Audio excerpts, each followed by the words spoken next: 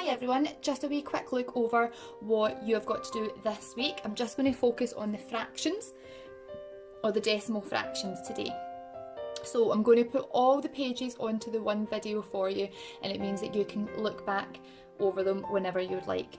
So starting off with reading and writing the decimal fractions, 2.7. We have done a lot of work on tenths already, so this is just building on the knowledge, and we've actually already touched on hundreds as it is. So remember, if you're dealing with hundreds, that just means that a number has been split into 100 equal parts. Think of it like having a cake and I've split it into 100 different parts. Okay, so if I was to look at the pictures down here, your square has been cut into 100 different parts. So I've got one whole square cut in, coloured in, another whole square coloured in as well. So that's given me two whole numbers coloured. Then in this diagram here, we've only got 75 coloured in, so we've got 75 out of 100 coloured in. So this would give us a number 2.75 because it's 75 hundredths coloured in. It's not a whole one, it's part of a whole. So that's what we're doing when we come over to this one as well. Write the decimal fraction shown by each diagram in two ways. For example, 0.37 in numerical form, or actually writing it out as you would say it in words. So you can see if you've got a whole one and then how many of the other ones coloured in. So I'll let you have a wee go at that one. Down here, exact same kind of situation. This diagram shows 4 whole squares and 61 hundredths, so 61 parts of that square has been coloured in. That can be written as 4.61. as it's saying here, 4 whole and then 61 tenths.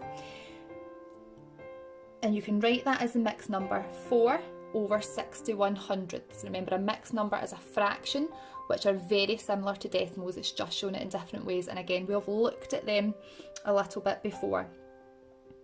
So write these in words, which is like this, and as a mixed number, which is like this, the fraction. So 8.26 gives you 8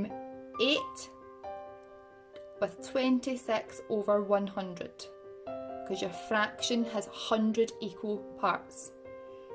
Okay, I'll let you have a wee look at that one as well. Give it a try. Let's have a look at 2.8 now. So this is where we're learning to build and describe decimal fractions using hundredths. So all you have to do before we start, look and tell us why both these models are shown as 2.4, and that's actually following the same theme for all these questions. Explain why each model represents 1.05.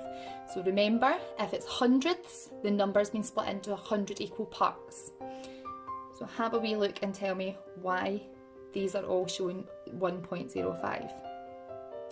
When it gets a little bit further down, you can draw these out. It doesn't have to be to scale. And if you don't have squared paper, we've got a link for you that you can go on to use even the arrow cards for the decimal points. And you can make these up. If you can't get the link to work, feel free just to partition it, just to split it by writing into your jotter by saying 5.11 would be 5, the whole number 5. Then you've got 0.1 and then 0.01.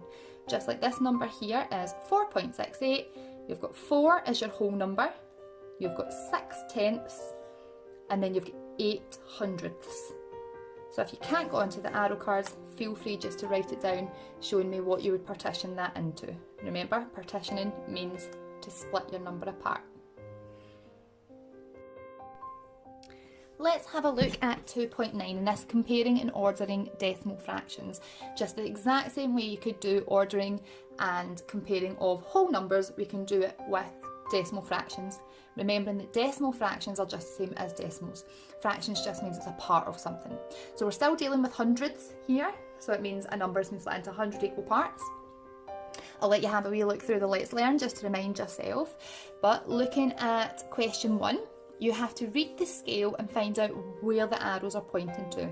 So you've got your landmarks, 3.70, 3.95. And for the first one, I'll let you know that you're counting up in one in hundredths, so 0.01. So if you know this is pointing to 3.7, where's this one going to be? What's this one going to be? Okay, so I'll let you count up on that, just like when we're doing our counting choir in class. Then question 2 is using our knowledge of equivalence. So remember, equivalence means that this side of the calculation is the same as this side of the calculation, whether it's the same value or not. So you need to remind yourself of the greater than and less than. So I'll read the first one to us. It's 20.62 is greater than 20.26. You need to tell me which one's bigger. Okay, this one, 15.51 equals 51.15. Is that the same? True? Is it not? It would be false. And that's all we have to do with that one. Number 4, copy these number sequences, replace each box with a whole number to keep the order correct. So a whole number isn't going to have decimals in there. So you can choose whichever whole number that would be accurate to fit in there. Okay, it could be, so we've got 2.69. So what whole number is going to become before 2.69? There's a couple of options there, so we'll let you have a wee try at that too. Okay, I hope that makes sense. The main thing to remember when it comes to decimal fractions, particularly with hundredths, is that you're putting a whole number split into 100 equal parts. All right, take your time and good luck with it.